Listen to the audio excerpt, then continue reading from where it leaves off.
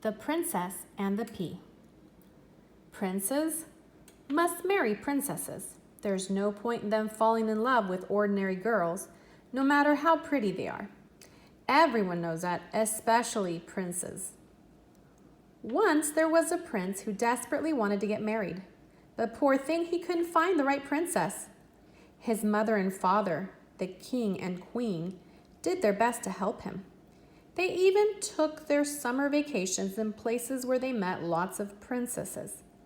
When they got back, they'd say, "Oh, by the way, we saw this lovely girl."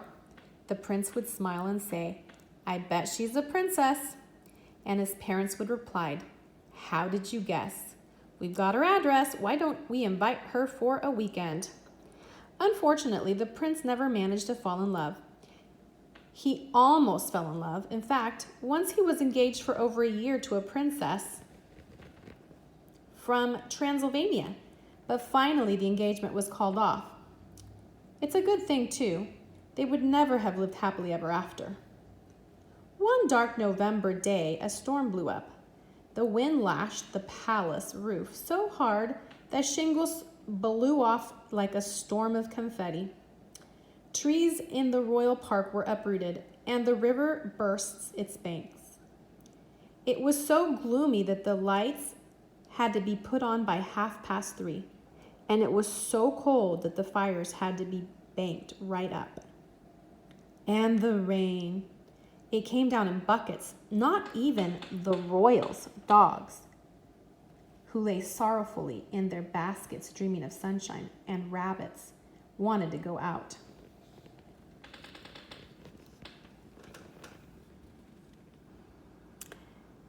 About 8 o'clock, there was a knock at the palace door. A servant was sent. He came back and whispered something in the king's ear. "Who says she's a princess?" the king asked, surprised. The young lady at the door said so, "Sire," the servant said. "She says she lost her way. She's soaked through." "A princess out in this weather? Whatever next?" exclaimed the king. "Oh, well, I'd better go see." But the prince was there before him. He was already on his knees before a most elegant young lady. In fact, he was just about to ask her to marry him. Luckily, the queen arrived in the nick of time and whisked the young lady away to change her wet things. "Well," the king said when the queen came back downstairs, "is she a princess? I bet she's just a pop star or a prime minister's daughter like all the other girls he falls in love with. I'm beginning to hate the word princess. I didn't have so much trouble falling in love with a princess in my day," he smiled fondly at the queen. "I think I'll have to give her the test," the queen said, "and hope she passes." "Test?" queried the king. The queen explained, "A pea." "How can you tell if she's a princess with a pea?" puzzled the king. "You just wait till morning," the queen said, smiling.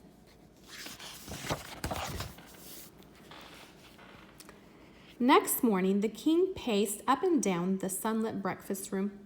"Isn't she up yet?" he asked his wife. "I hate people who lie in bed all day."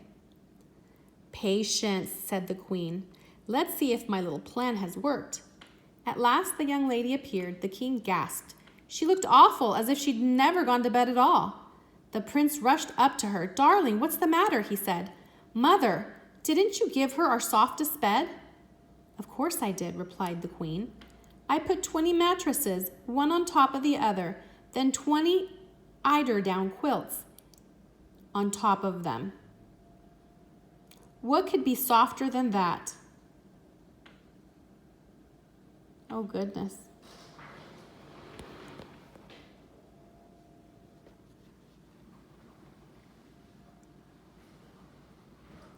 "I feel black and blue all over," the young lady complained as she dropped into a chair. "I'm covered with bruises the size of potatoes. That was the most uncomfortable bed I have ever slept in." When he heard that, the prince turned pale with fright. What if she left the palace and he never saw her again?